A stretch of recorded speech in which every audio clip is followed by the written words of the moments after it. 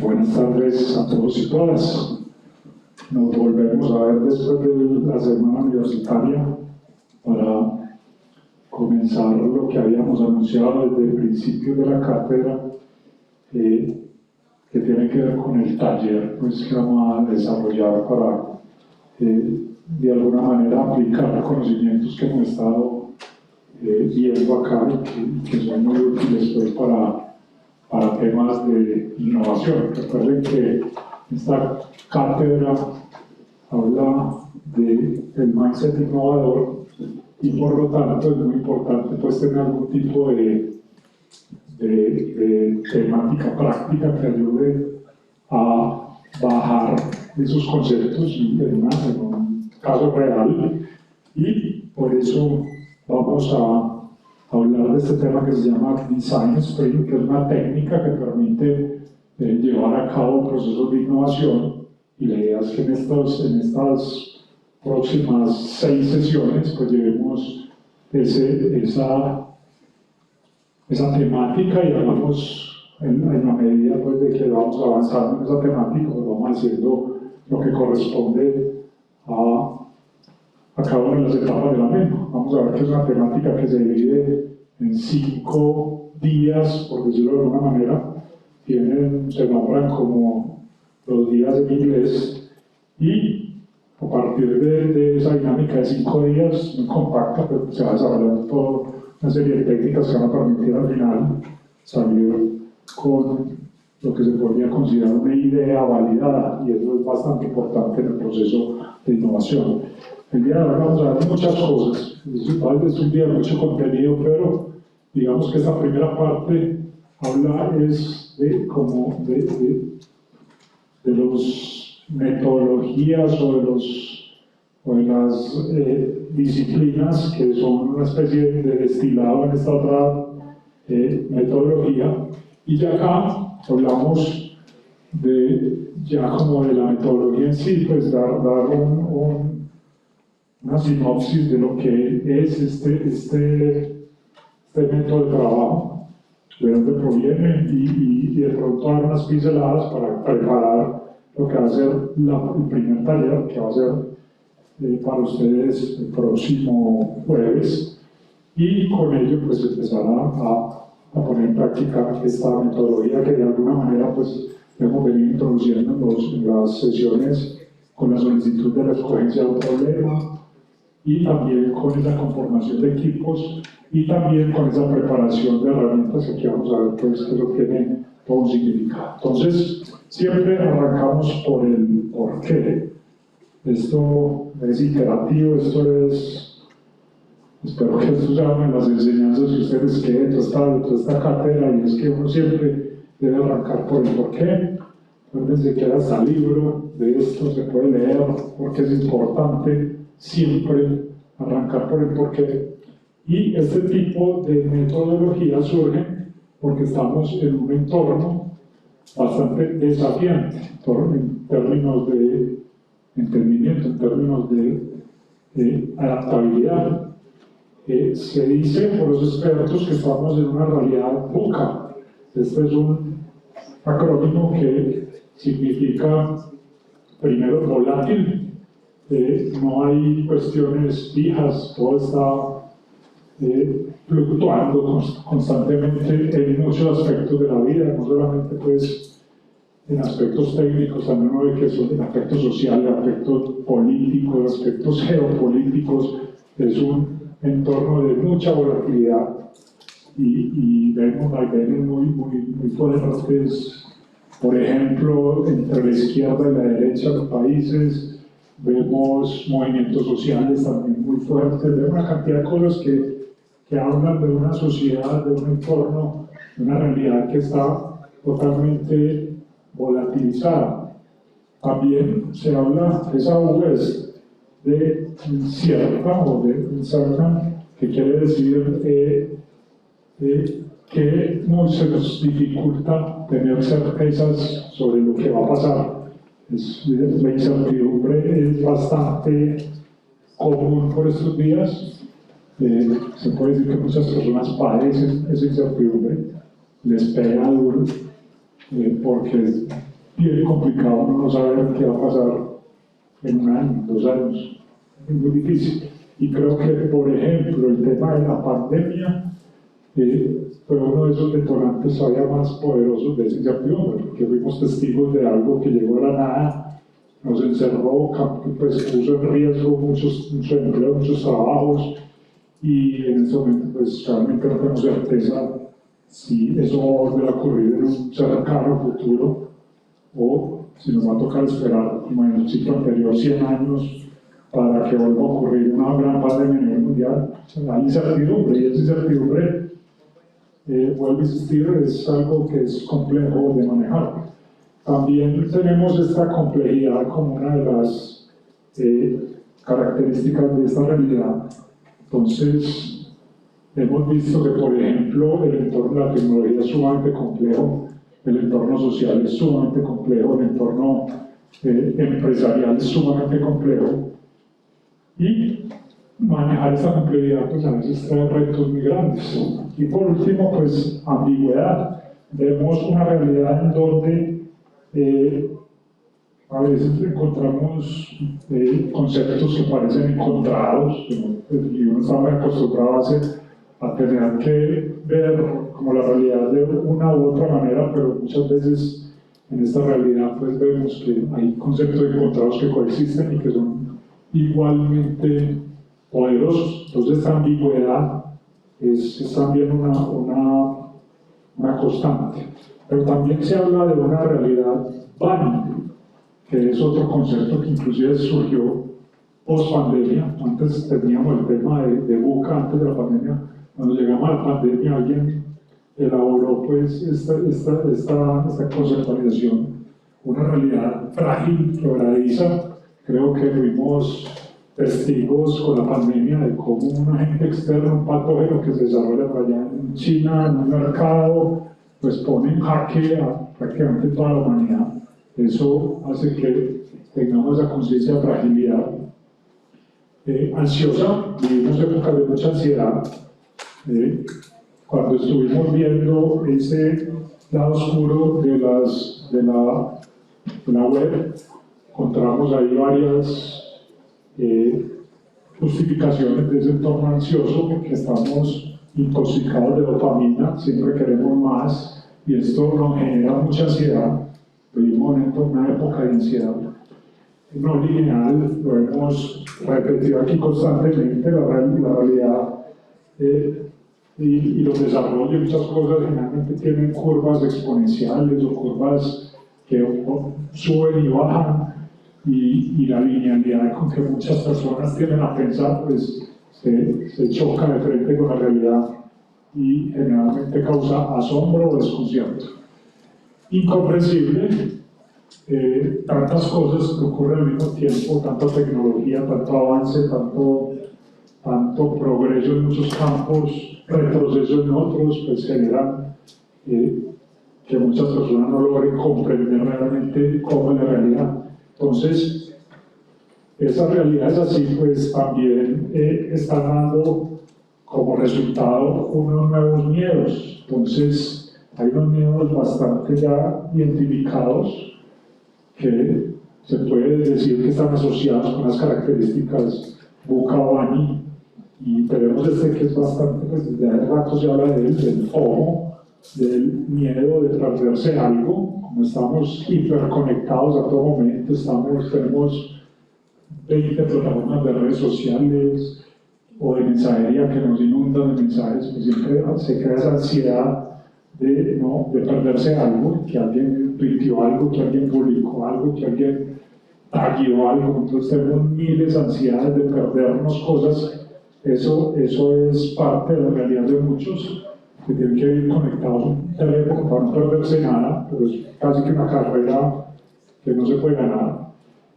Hay otro que se llama el FOBO, el miedo a mejores opciones. También tenemos un mundo tan lleno de opciones, tan poblado de elecciones posibles, que a veces se nos dificulta pues tomar decisiones, nos da miedo porque creemos que al escoger algo pues de pronto vamos a tomar la mejor decisión posible.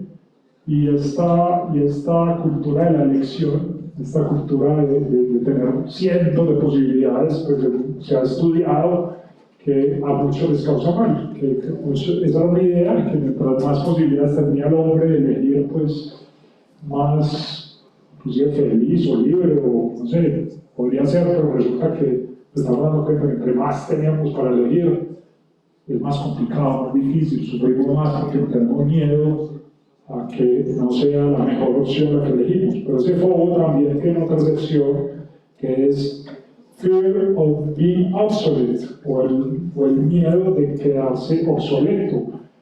En épocas de inteligencia artificial, donde diariamente están saliendo 20 noticias, 30 plataformas, y eso cada día más se va acelerando, pues todo el mundo tiene ese miedo de que me va a dejar el tren, no voy a lograr manejar esas plataformas, no voy a apropiar esas tecnologías, y es un miedo para la persona y también para la organización. Muchas organizaciones están como locas viendo qué hacen para adaptarse a todo esta boom de la inteligencia artificial, y es un miedo bastante común. Aquí hay una frase muy importante y es de este gran líder: aprendí que el coraje no era la ausencia de miedo, sino el triunfo sobre él. El valiente no es quien no siente miedo, sino aquel que conquista ese miedo.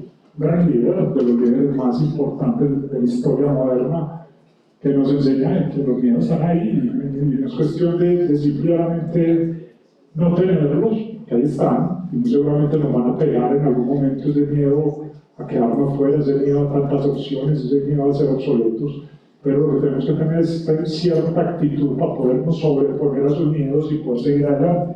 Por eso el liderazgo en esto es muy importante. Hay que incluir actitudes de liderazgo para poder dirigir personas que sean capaces de enfrentarse a esto y dar resultados.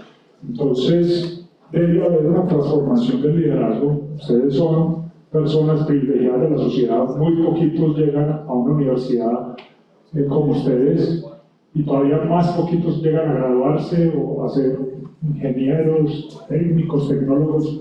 Ustedes hacen parte de una cúpula social bastante privilegiada, y por lo tanto están llamadas y llamados a liderar personas. Entonces, hay que entender que en este contexto hay que hacer una transformación del liderazgo, porque había unas viejas escuelas de liderazgo sentadas sobre realidades que ya están muy controvertidas, que ya no son como eran antes, y por lo tanto ustedes deben saber cómo se va a transformar ese liderazgo. Hay una competencia central del liderazgo en el pasado, y era la ejecución,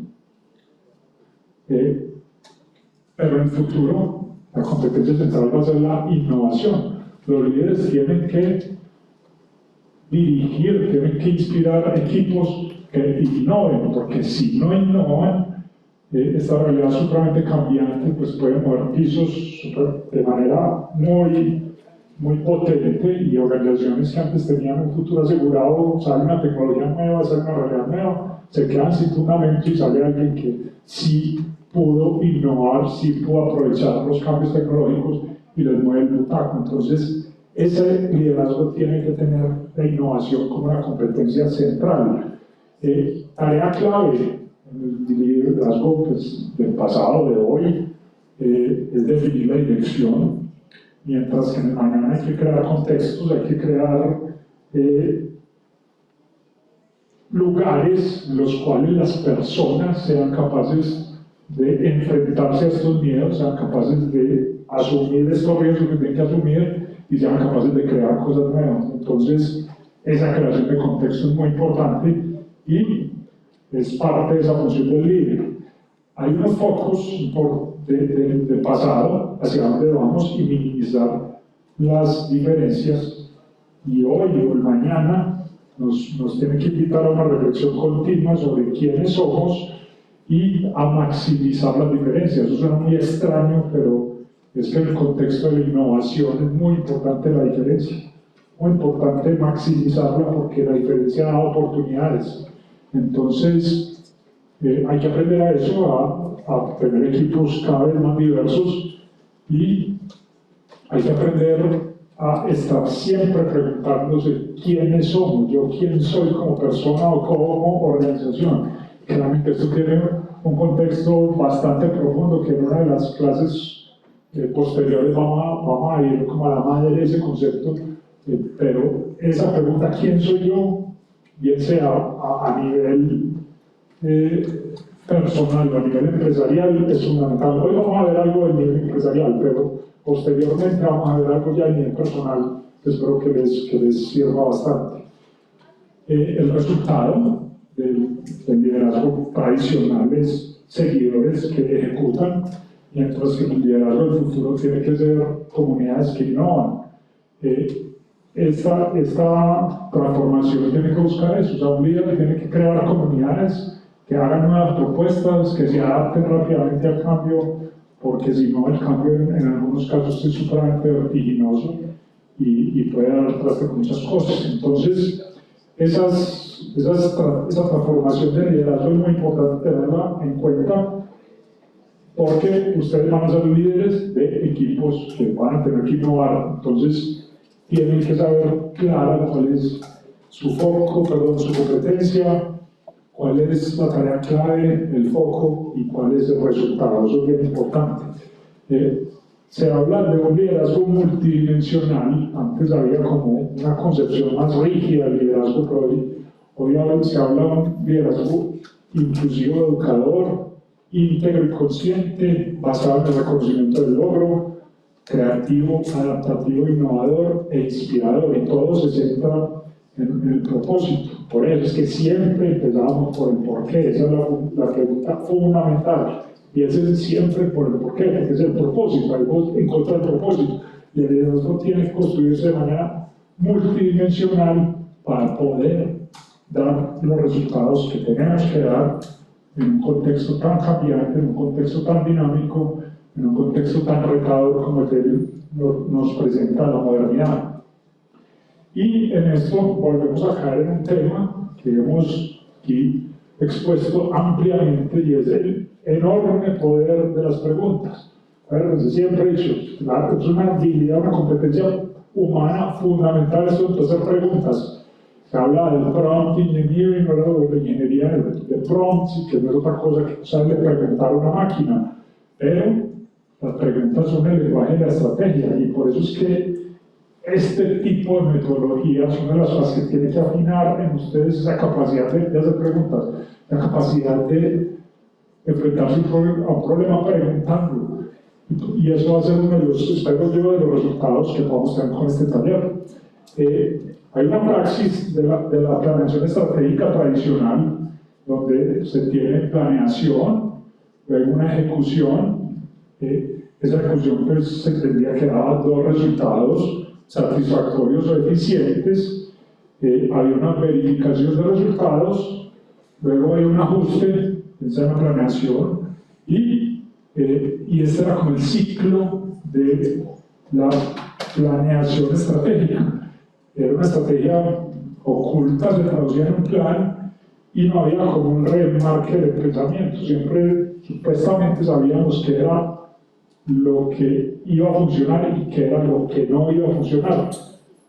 Hay personas que se han dedicado a cuestionar este ciclo que se basa mucho en predecir el futuro. O sea, aquí, cuando vos planeas y pretendes ejecutar un plan, pues tenés ahí una paradigma, y es que sos capaz de predecir el futuro, pero ahora nos damos cuenta que predecir el futuro cada vez es más difícil, cada vez por toda esta volatilidad, por toda esta incertidumbre, por todos estos cambios tan profundos, pues se nos va a dificultar cada vez más predecir el futuro. Y, por lo tanto, este tipo de praxis de la planeación estratégica está en este momento muy revaluado. Y empiezan a emerger lo que se llama la teoría de la estrategia emergente, donde tenemos una organización que es un sistema de capacidades, una cultura, contexto. Miren que ahí empiezan a surgir las palabras, crear contexto, la organización, un contexto. Hay una ejecución, una acción, todas las organizaciones hacen algo, y fuera de estos dos resultados resultados esperados, satisfactorios o no satisfactorios. Hay un tercer tipo de resultado que es muy importante tener en cuenta el día de hoy, que se llaman los resultados no buscados. Entonces, estos dos primeros resultados pues dan una reacción que retroalimentan la ejecución y la acción, pero el resultado no buscado, el resultado inesperado, tiene que ser un foco para lo que se llama un breakthrough o un cambio de pensamiento, pues, esa es una palabra difícil de traducir al español. Es como una especie de iluminación. Yo veo algo que no estoy buscando y puedo encontrar cosas que antes no veía. Y eso generalmente crea una disonancia de lo que estábamos acostumbrados a hacer, y esa disonancia pues le pega a esa cultura, a ese sistema de capacidades de esa organización, y por lo tanto las organizaciones tienen que reenmarcar y obtener resultados emergentes y aprender de ese reenfoque, ese reenmarque. Y por último, hay que cambiar una teoría del negocio y hay que hacer decisiones difíciles, hard choices, para yo reacomodarme constantemente a esas realidades. Constantemente me estoy preguntando yo quién soy, yo para qué soy bueno. Y eso es a nivel empresarial, pero a nivel personal lo mismo. Vimos unos cambios tan tremendos de contexto que vos tenés que constantemente hacer esa pregunta: ¿yo quién soy? ¿Para qué soy bueno? Y tu cultura, tu sistema de capacidades debe reenfocarse a partir de solucionar esa pregunta. Y vos muchas veces te das cuenta de para qué soy bueno a partir de resultados que no estás esperando, cosas inesperadas. Entonces, esta teoría de la estrategia emergente, pues, habla de una estrategia que emerge, una estrategia que no estaba planeada, sino que se va dando en la realidad, que hay que capturarla. Es un proceso estratégico y hay un remarque del pensamiento, pero también busca mucho romper paradigmas y busca mucho una conversación constante. Ustedes que estuvieron en la primera parte del fundamento de todo esto, acuérdense que el café, ese lugar físico, metafórico, es conversar. Y los que se están dando cuenta de que esto realmente funciona, se dan cuenta que una organización tiene que conversar mucho sobre sus problemas, tiene que conversar mucho sobre sus nuevas realidades, tiene que conversar mucho a partir de cuestiones que no son tan fáciles. Y esas organizaciones que conversan son realmente las que se adaptan y que pueden evolucionar. Entonces, esta teoría de la estrategia emergente es bastante importante y hay que tenerla ahí porque yo creo que apenas se está despuntando en las facultades de administración o de negocios el ver digamos, la concepción de la planeación de una manera diferente, y por eso es que hay que prestarle mucho cuidado.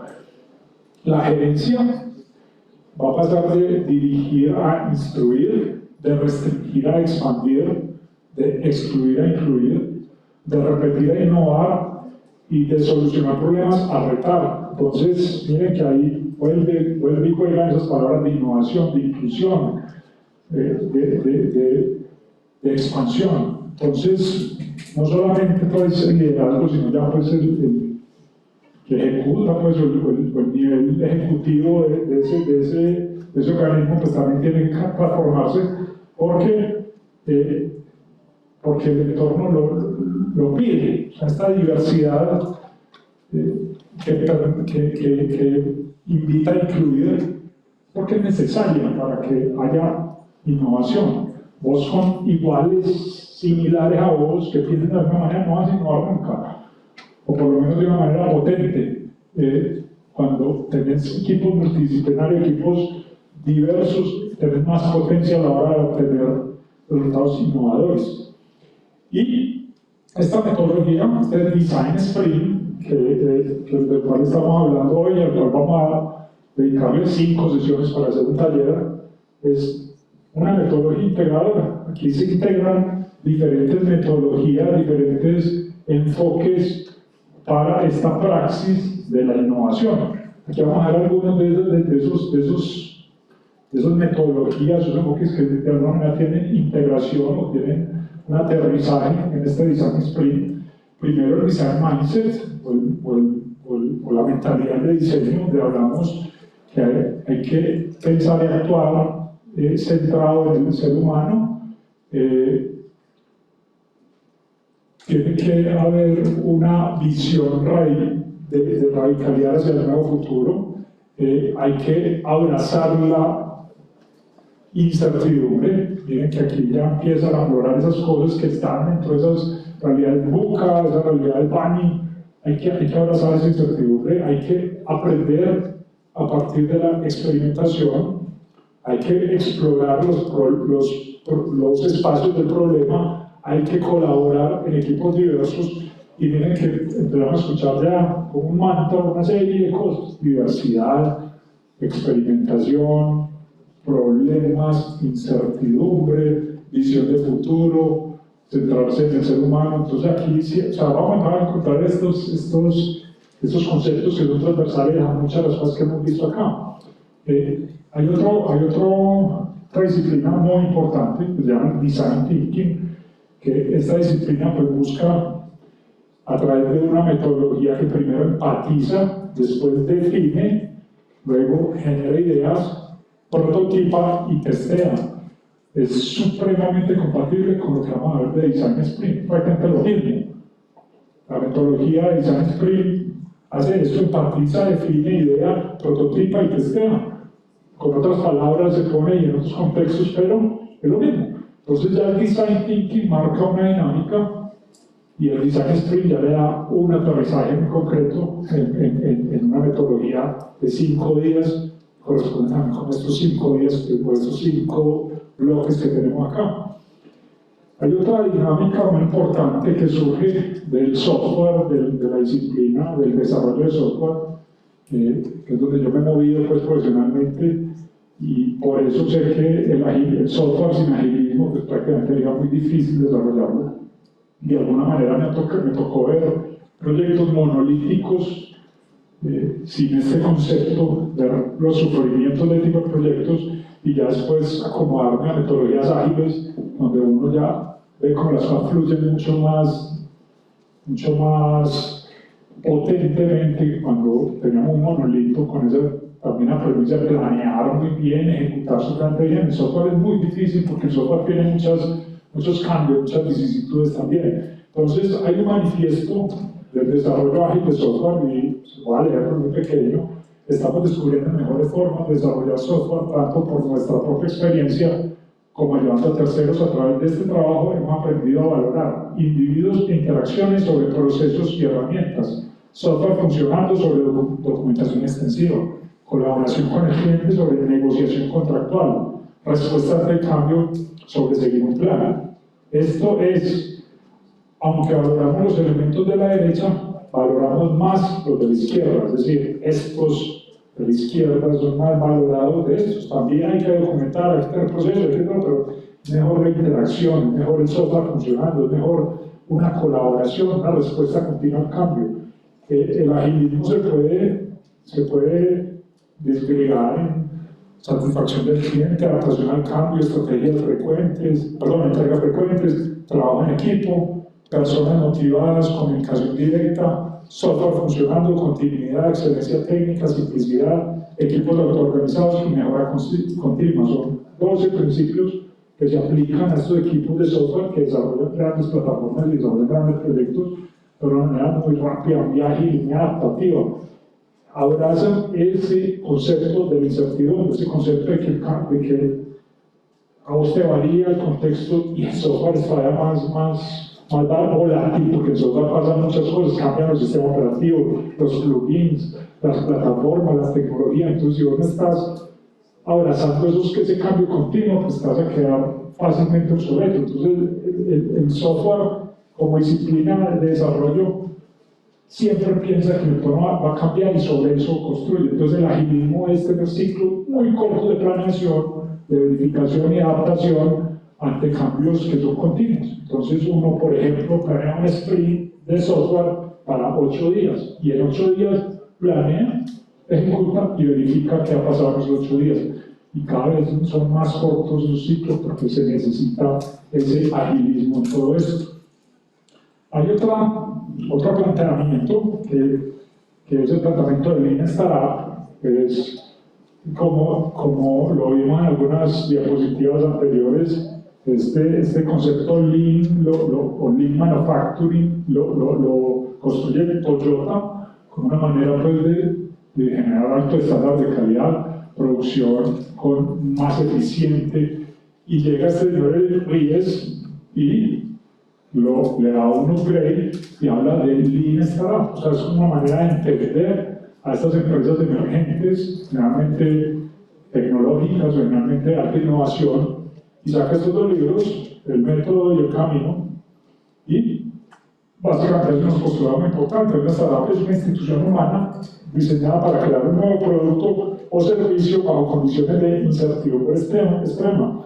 Eso es así, o sea, una startup sale en medio de toda la incertidumbre de mercados que no existen, incertidumbre de productos que no existen, de clientes que no han expresado todavía esas necesidades, pero ahí está la necesidad. Entonces, mucha incertidumbre, y las startups tienen que operar en medio de esta incertidumbre.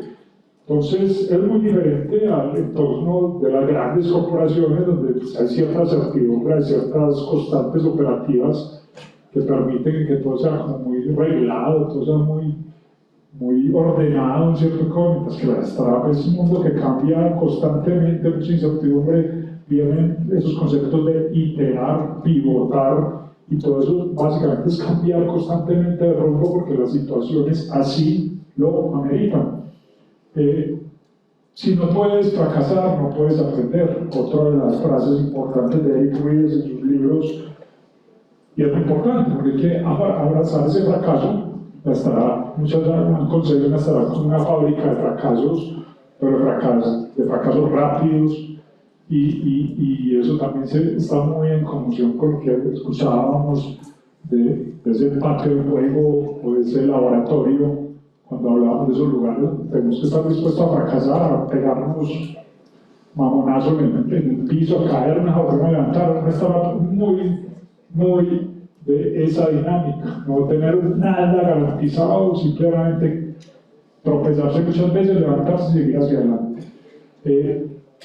Este método de Lean Startup propone este ciclo donde hay ideas, hay una construcción, hay un producto que a veces se apellida mínimo viable, es un producto que permite hacer una valoración, tiene lo mínimo, pues es viable ya, una medida, unos datos, un aprendizaje, y se retroalimenta el ciclo. Miren que esto también tiene que ver con eso de empatizar, con eso de enmarcar, con todo eso que decía el design thinking, pero ya llevado a una praxis empresarial de un ciclo de empresa emergente. Entonces, es muy importante empezar a concebir esto de manera cíclica, esto de manera de retroalimentación, de iteración, y ese concepto de iteración es muy importante, ese concepto de aprender de los datos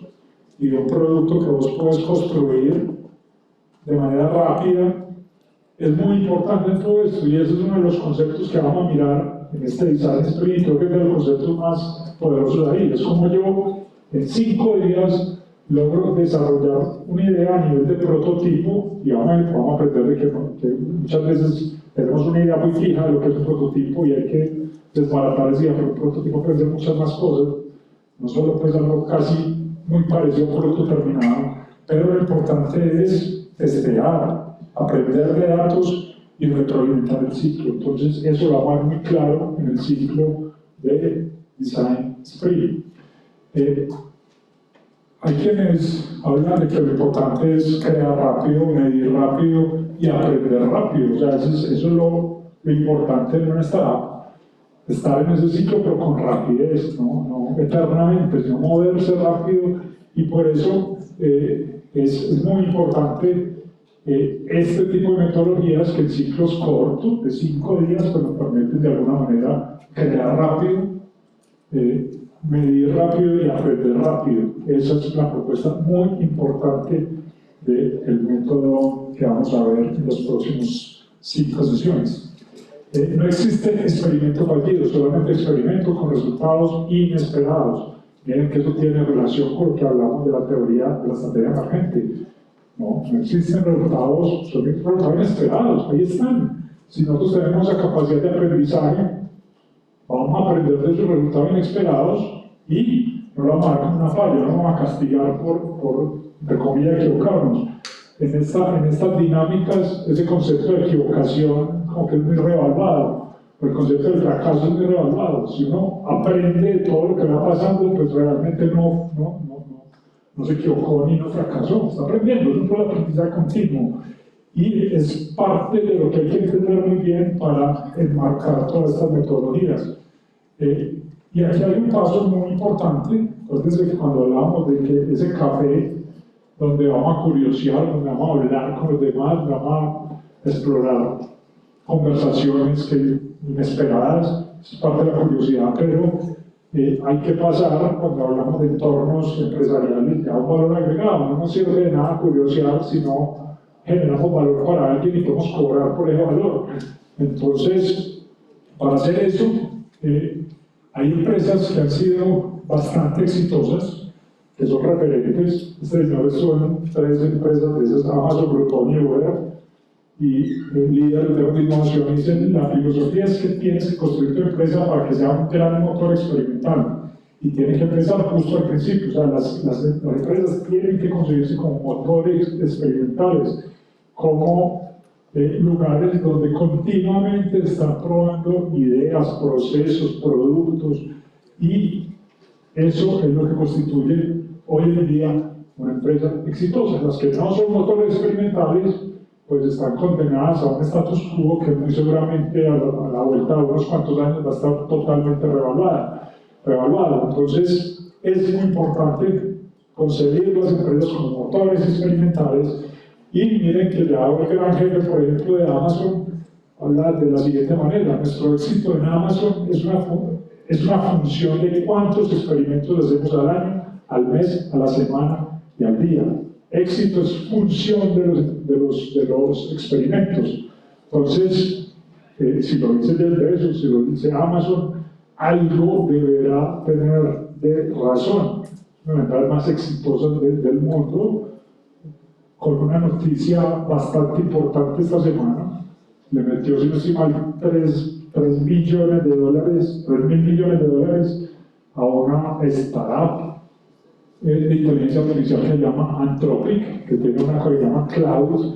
Entonces, esa otra polaridad de esa guerra de las inteligencias artificiales se arma acá. La respuesta de Amazon, muy seguramente a Microsoft y ChatGPT. Ahorita llega Amazon con Anthropic y Cloud a poner ahí un juego de tronos bien interesante.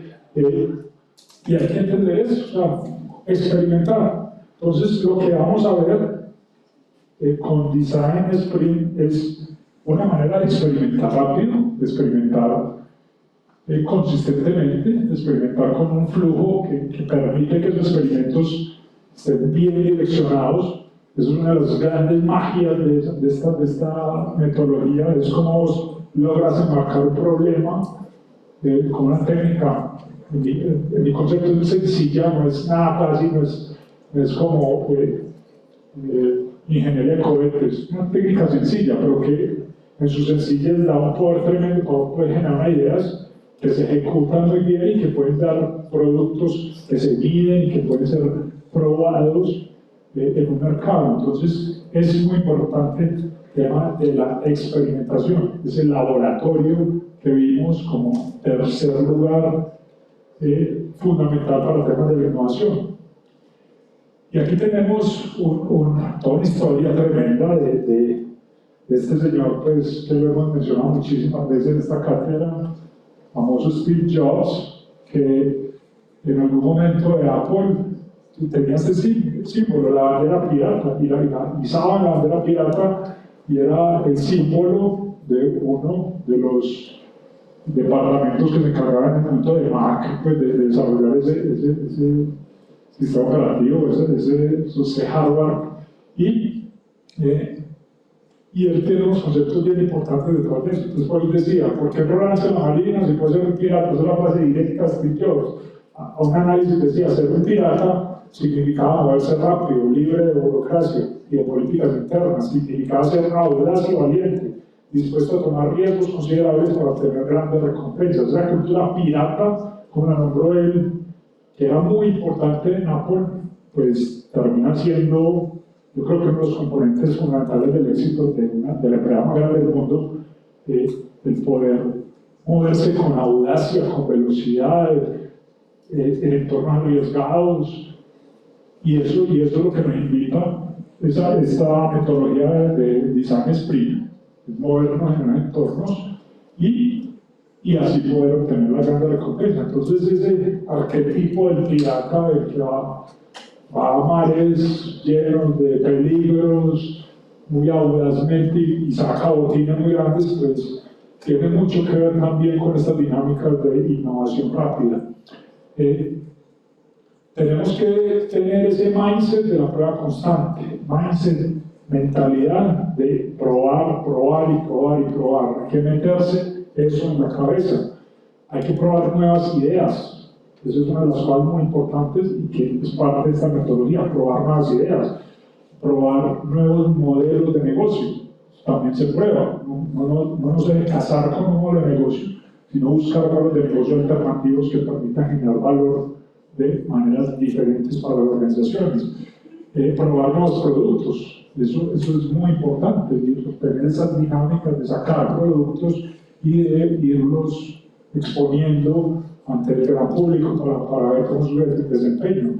También probar nuevos procesos, también es muy importante para las organizaciones, ver maneras alternativas de hacer las cosas, no pasar sobre es que esto siempre se ha hecho así, entonces lo que funciona no se cambia. Eso ya sabemos, por ustedes tienen claro que cuando alguien les habla así, ya demuestra que tiene, pues que por lo menos está en el contexto equivocado, o sea, está hace 20 años de historia, no está en la era actual. Entonces, eso funcionaba hace 20 años, había contextos muy sosegados, muy calmados, pero ahorita todo te cambia muy rápido, entonces los procesos hay que probarlo constantemente.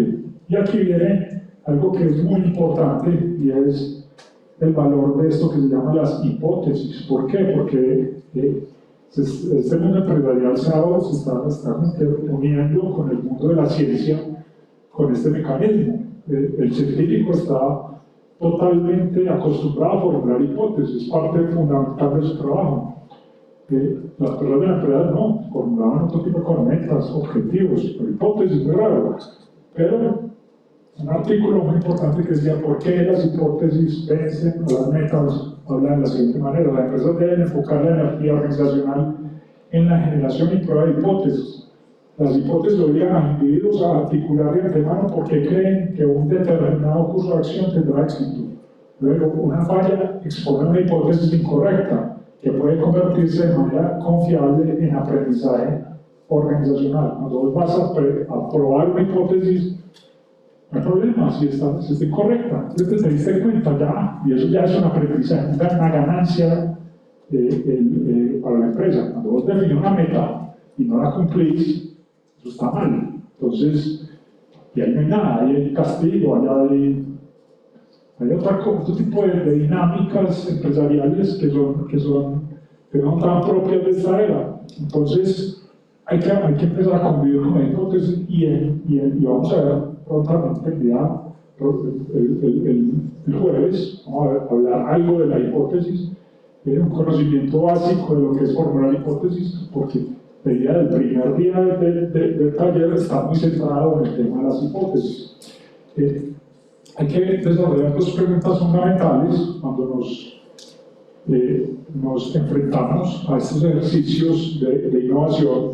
La primera, espero que sea muy clara para ustedes después de todo esta cosa. ¿Cuáles son nuestras hipótesis? Es muy importante definir esas cosas que vamos a probar ahí. y entonces una hipótesis indica lo que vamos a probar, y es una explicación tentativa del fenómeno investigado. Entonces es muy importante diferenciar eso, que también hay otro problema muy grande, y es que muchas veces damos por hecho lo que son hipótesis. Entonces, esta metodología nos invita claramente a diferenciar los hechos de las hipótesis. A decir, esto es porque ya sucedió, porque tengo cómo comprobarlo, porque tengo cómo medirlo, y es lo que es, y esto simplemente es una suposición. Yo espero que esto suceda porque tengo este conocimiento previo. Entonces yo con este conocimiento previo hago esta afirmación de cómo se comporta la realidad y lo pruebo con este método. Entonces, más o menos así se formula la hipótesis. Vamos a ir más a profundidad en la próxima sesión. Y la segunda es cuál es la propuesta de valor de la empresa, es el propósito. Entonces, ese propósito es muy importante. Siempre el why es sumamente importante. Y esto ha sido un mantra durante toda esta cátedra, que espero que les quede muy claro. Siempre hay que empezar por el why. Entonces, empezamos a ver ya herramientas para, por ejemplo, identificar ese why. Hay una cosa que se llama Value Vision Board, donde vos definís qué apoyos se fortalecen mientras se alcanza la visión, cuáles son los temas clave de la visión, con una descripción corta, cuál es la visión, cuál es el estado futuro de la empresa, compañía, iniciativa, proyecto, idea, lo que tú quieras, cómo le llamamos a nuestros clientes, a nuestros usuarios, 5 pasos para obtener esa visión y desafíos. Entonces vos, cuando empezás a escribir con este tipo de herramientas, podés empezar a formular de manera correcta, de manera completa, lo que es una visión o una visión de valor. Entonces, ¿qué vamos a empezar a ver herramientas? Y las herramientas son muy importantes, pero al final vamos a ver cómo las tenemos que conseguir también. En todo esto, en Design Thinking, en Design Sprint, en investigación, una cantidad de cosas, hay una metodología muy importante que se llama el doble diamante, y eso también espero que les quede muy claro a partir de todo lo que vamos a ver, de cómo funciona ese doble diamante, porque es muy poderoso. Entonces, ese doble diamante tiene un problema en donde nosotros lo descubrimos de manera divergente, es decir, aquí se abre el ángulo, ese problema en esa fase de investigación diverge, tenemos mucha información, tenemos muchos datos, pero después yo tengo que coger todos esos datos, pasarlos por un proceso y hacerlos que converjan a una definición puntual del problema, ya más focalizada. Cuando logramos esa definición puntual, ahí sí podemos desarrollar ideas. Esto es uno de los puntos más importantes de esta metodología, llegar acá. Si vos no tenés claro el problema, no tenés enfocado, perdés una cantidad de tiempo en las ideas porque son ideas en el aire. Y ese problema se ve mucho cuando te enseñan las metodologías de lluvia de ideas. Entonces, van a arrancar la lluvia de ideas a partir de nada y empiezan a hablar las ideas a partir de la nada. Eso no es eficiente, eso no te lleva a ningún lado. Vos tenés que tener un problema focalizado antes de desarrollar esas ideas, que son divergentes nuevamente. Y vos, a partir de esa divergencia, ya tienes que hacer una fase de implementación que te permite converger a una solución final. Entonces, esta metodología de divergencia y convergencia doble diamante es lo que se desarrolla en el Design Sprint. Y pues eso, si lo queremos estudiar más a fondo, pues hay todo un planteamiento donde, por ejemplo, aquí hablamos de investigación secundaria, investigación primaria, cluster de tópicos, briefs, insights, temas, áreas de oportunidades, HMW. Vamos a ver qué es eso. Es muy importante el HMW, ideación, y ya por último, construir, testear, iterar, construir, testear, iterar, converger hacia una solución viable. Entonces, ese doble diamante es bastante importante y vamos a ver que la estructura, primero, tiene que ver con lo que hablamos en la clase de los fundamentos de atención de adaptación al cambio.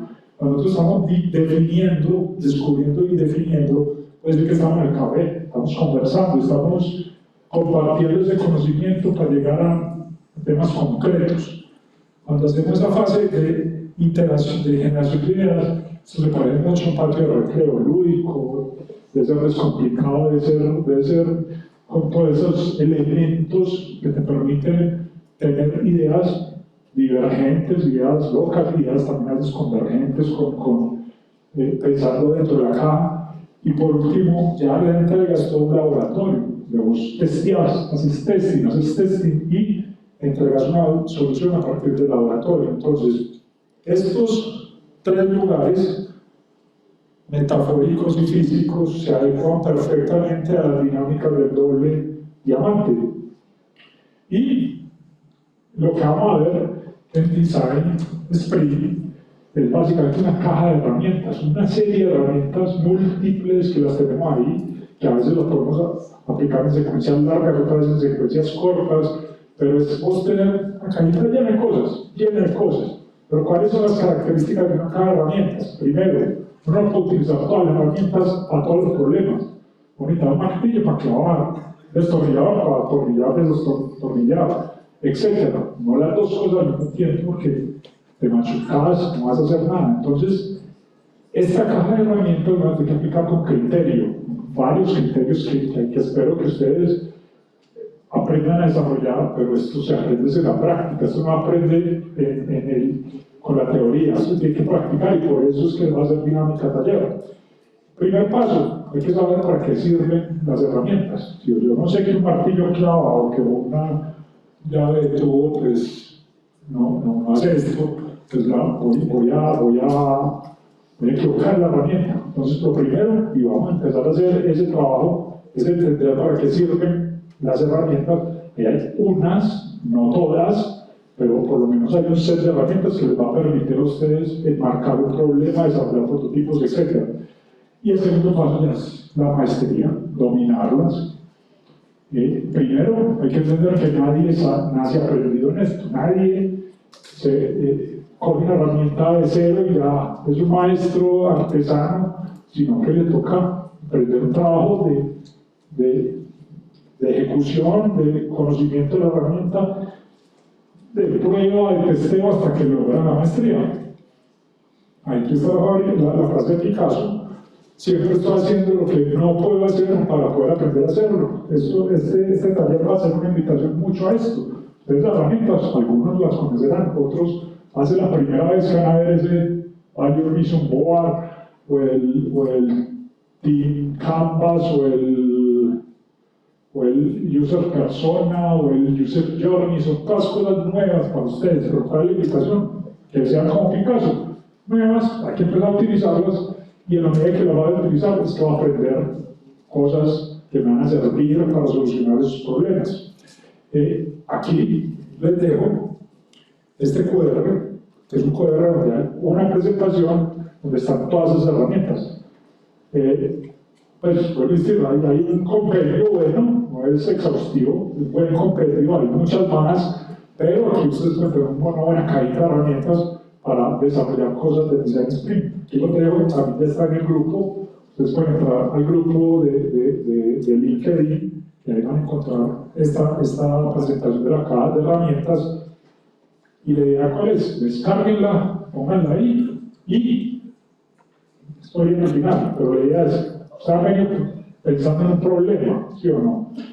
Tómense el tiempo durante estos 2 días para ver de la primera fase, que se llama enmarcar el problema, que pueden utilizar de ahí. Y vuelvo a decir, caja de herramientas, no es todo al mismo tiempo.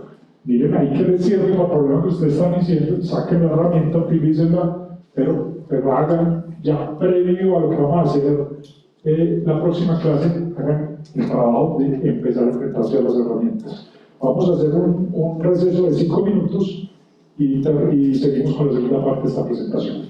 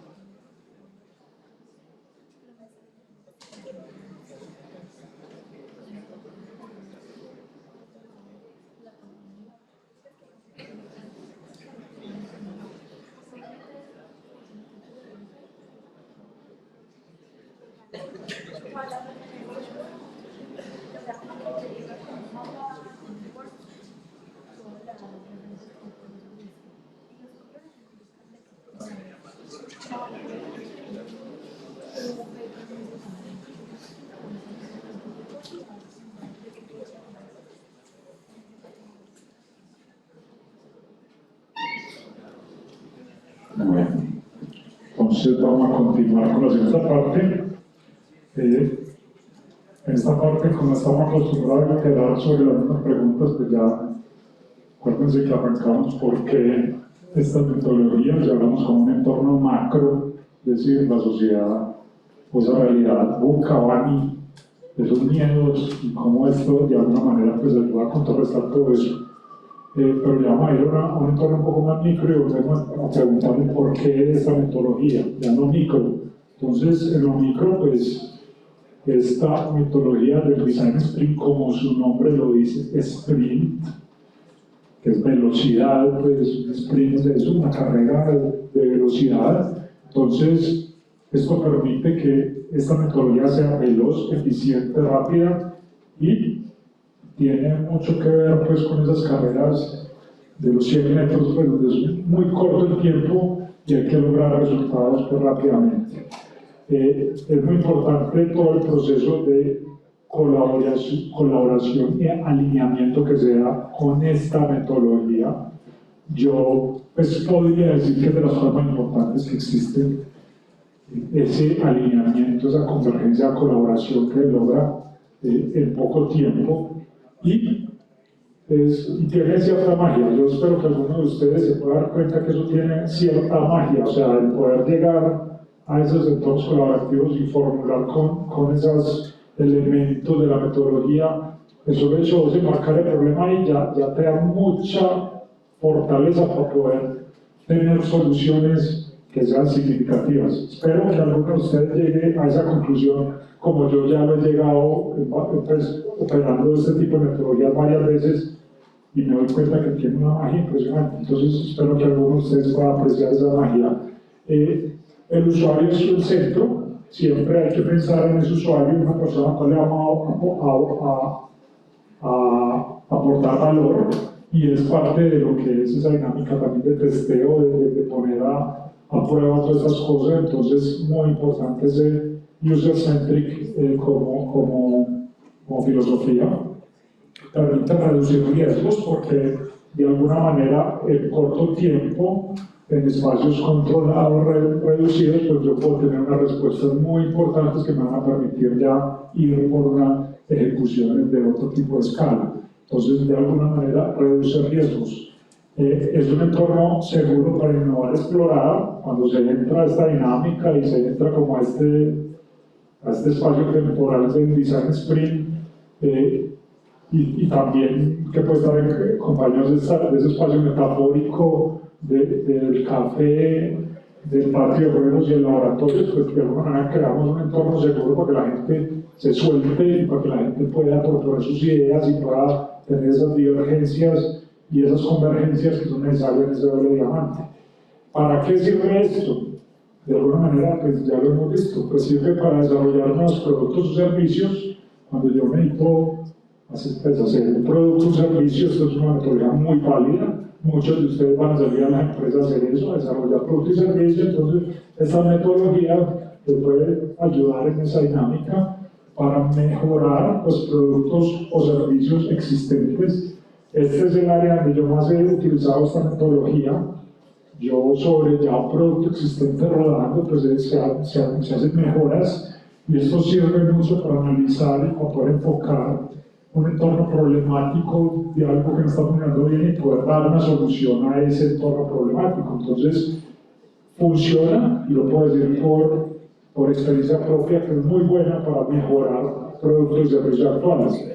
Solucionan de problemas es otro de los enfoques. Usted tiene un problema X, le puedes aplicar un design sprint para buscarle soluciones y poder probar esas soluciones. Mejoramiento de procesos, lo mismo. Entonces ya es un proceso en el que se va a una nueva manera de hacer las cosas, una secuencia, o puedes con esta metodología probar esas secuencias, esas nuevas maneras de hacer las cosas. ¿Cuáles son los orígenes de esta metodología? Es una metodología que se origina en esta empresa, Google. Pues, tiene un autor, que es este señor, Jay Knapp, que tiene un libro que se llama Sprint. Entonces, en este libro desarrolla todas esa metodología.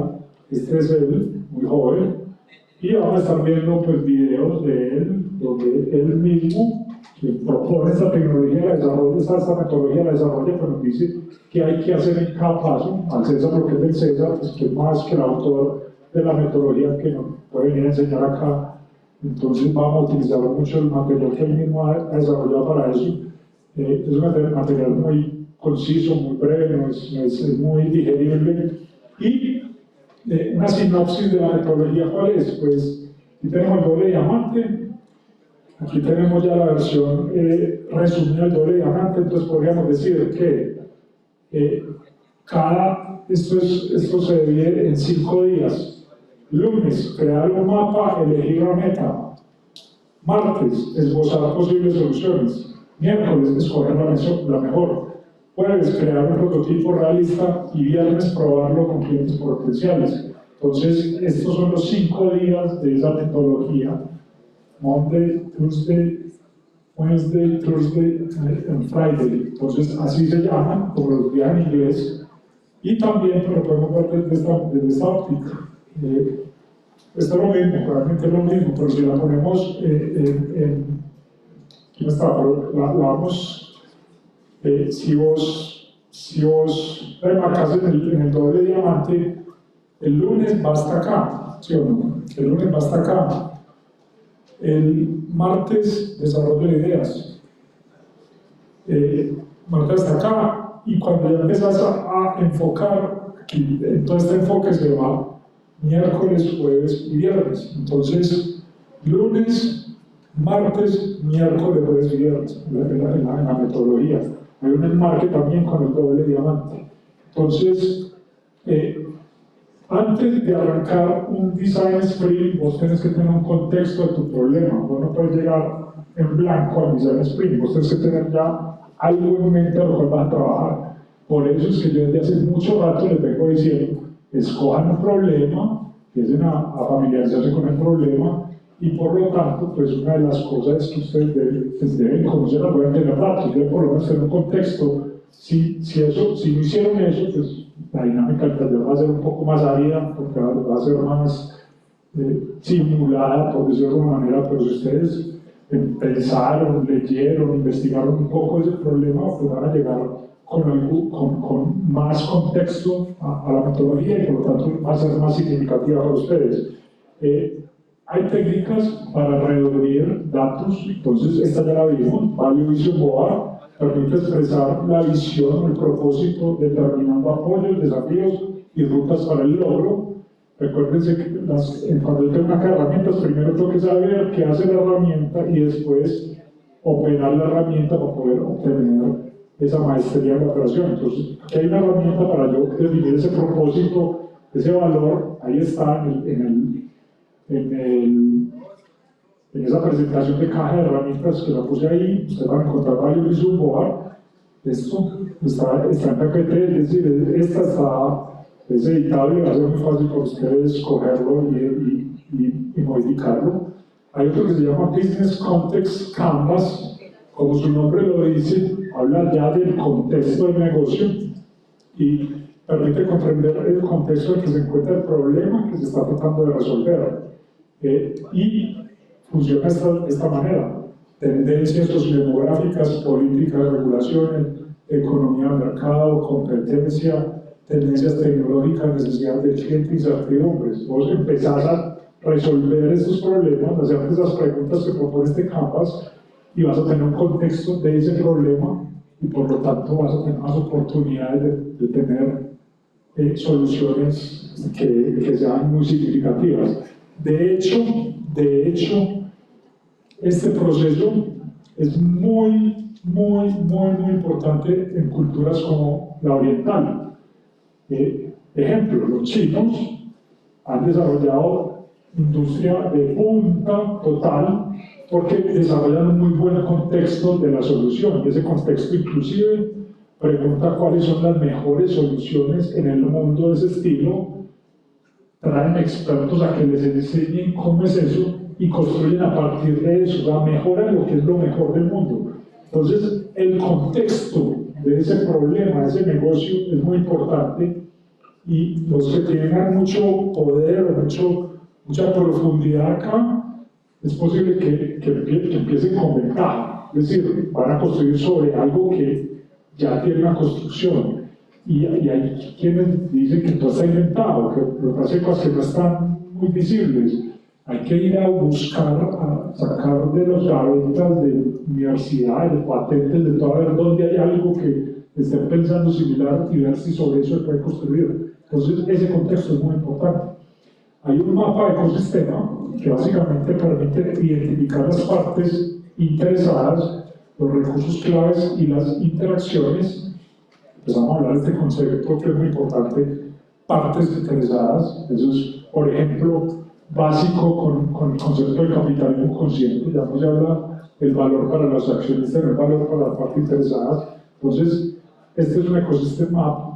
Este no es editable, este lo encontré así, pues ya como imagen, entonces este no lo pueden editar, pero ahí pueden mirar cómo desarrollando estas preguntas, estas respuestas acá, pues pueden tener un buen mapeo del ecosistema en el cual se van a mover.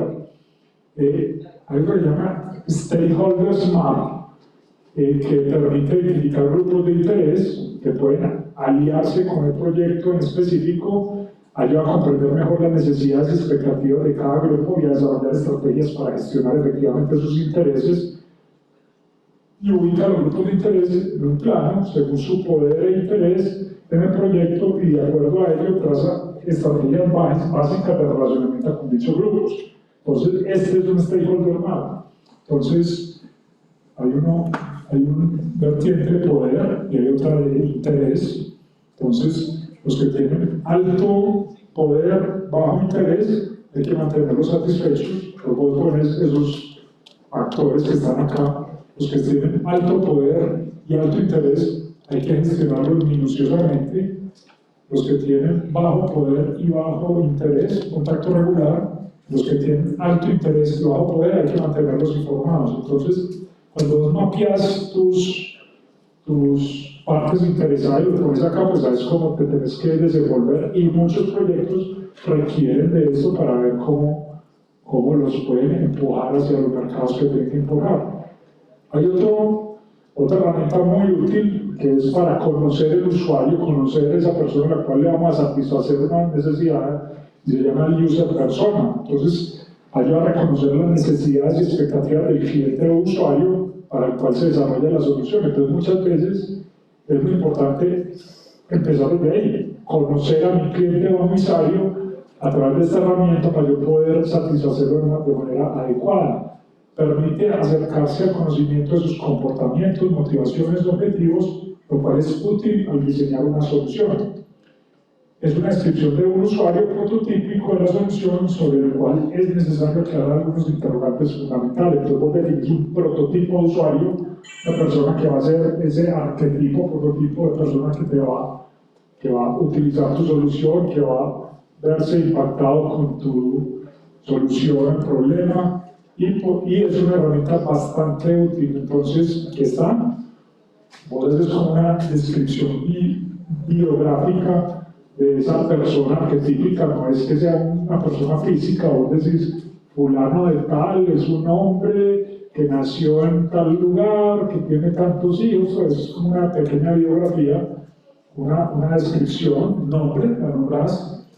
una frase que lo identifica, unos datos demográficos, hombre, mujer, niño, X, cuáles son sus motivaciones, esto es muy importante ante el problema, o sea, no es motivación en general, sino ante ese problema que lo motiva, que lo frustra, cuáles son sus objetivos y cuáles son sus tareas ante lo que vos estás solucionando. Entonces, cuando das estas 4 respuestas bien dadas, muchas de las soluciones se construyen, por ejemplo, eliminando frustraciones. Entonces, mucha de la inventiva humana es darse cuenta que frustra a un usuario y yo darle una solución para que ese usuario no se sienta frustrado. O entender que lo motiva y irme sobre el músculo de lo que lo motiva. Entonces, cuando vos definís muy bien en ese contexto del problema estas preguntas, pues tenés un muy buen punto de partida para encontrar las ideas que te surgen a partir de esto. Y hay otro que se llama el User Journey o el viaje del usuario, que permite comprender los comportamientos de los usuarios al enfrentarse a la problemática a solucionar y al uso del producto o servicio que se plantea como solución. Entonces, esto establece emociones, expectativas, dolores, áreas de oportunidad que permiten entender mejor el problema y generar espacios de solución de la problemática. Entonces, vos empezás a mapear. Entonces, ¿qué pasa con el usuario antes? ¿Cómo son sus emociones? Durante y después, ¿sí o no? ¿Qué expectativas tiene el cliente? ¿Qué dolores tiene el cliente? ¿Qué dolores tiene el empleado? ¿Cuáles son las áreas de oportunidad? La gente que desarrolla un user journey juicioso puede encontrar huecos en los cuales una solución tiene mucho sentido y, por lo tanto, puede ser exitoso. Entonces, es una buena herramienta, hasta la encuentran en estado editable en ese documento, entonces la pueden copiar y utilizar sin problema, y es una muy buena herramienta, mapear esos dolores. Entonces, si está satisfecho, en dónde le duele, dónde es muy interesante, mientras él va atravesando un problema o una situación que yo le quiero dar algún tipo de solución. Entonces, de nuevo, acuérdense, aquí en este QR, que ya está en el grupo, que está acá en esta presentación, que también está en el grupo, ustedes pueden encontrar toda esta herramienta, algunas, que hay todas en formato editable, ese Ecosystem Map y Stakeholder Maps, sí están en formato de imagen, pero casi el resto de todas están en formato editable. Entonces, entren acá y miren esas herramientas, pueden insistir, utilícenlas, nunca la han utilizado, hay que hacer lo que nunca han hecho para poder aprender a hacerlo. Entonces, utilicen esa técnica de enfrentarse a la herramienta y, acuérdense, antes de arrancar un sprint, yo tengo que conformar un equipo. Acuérdense que es muy importante la diversidad. Y acuérdense que yo les vengo diciendo eso, conformen los equipos, empiecen a mirar con quién van a hacer, es muy importante trabajar con un equipo diverso. Entonces, eso espero que durante el tiempo que les dije conformar los equipos, pues hayan tenido como claro ese tema.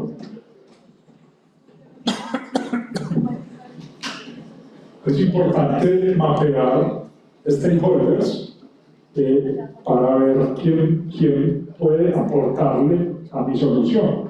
Digamos que esto es en el plano real, de pronto acá no va a ser necesario, tan necesario que ustedes tengan ese mapeo como para conformar el equipo, pero en un escenario corporativo ideal, yo tengo que saber quiénes son los de alto poder y alto interés para yo poder inclusive invitarlos a que sean parte del sprint. Entonces, esta persona que está ubicada acá puede ser muy interesante que yo le invite al sprint para que aporte, para que sea parte de la solución, y es bien importante como parte de la técnica.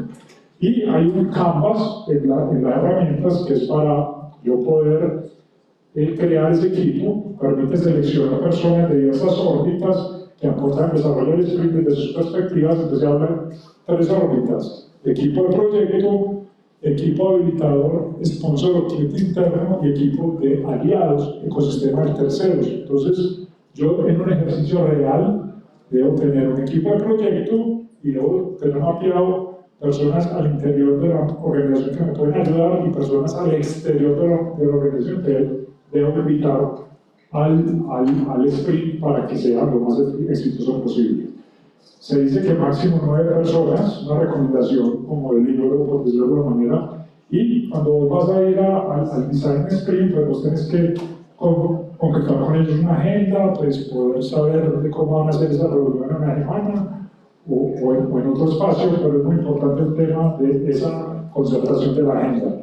El espacio, recuerden que yo les he venido diciendo que como este espacio no es adecuado para hacer la dinámica, vamos a trabajar con una herramienta virtual. Entonces ustedes, la idea de eso era precisamente poder tener esto, pero virtualmente. Entonces, de alguna manera, hace rato estamos tratando de organizar el espacio para que esto ocurra. Si ustedes hicieron la tarea de desarrollar una herramienta, van a llegar acá. Con el espacio virtual, ustedes no van a tener ni post ni nada, pero ustedes lo van a poder tener virtualmente y nos va a fluir. Para preparar ya esa primera sesión, entonces, ¿qué es lo que se les sugiere?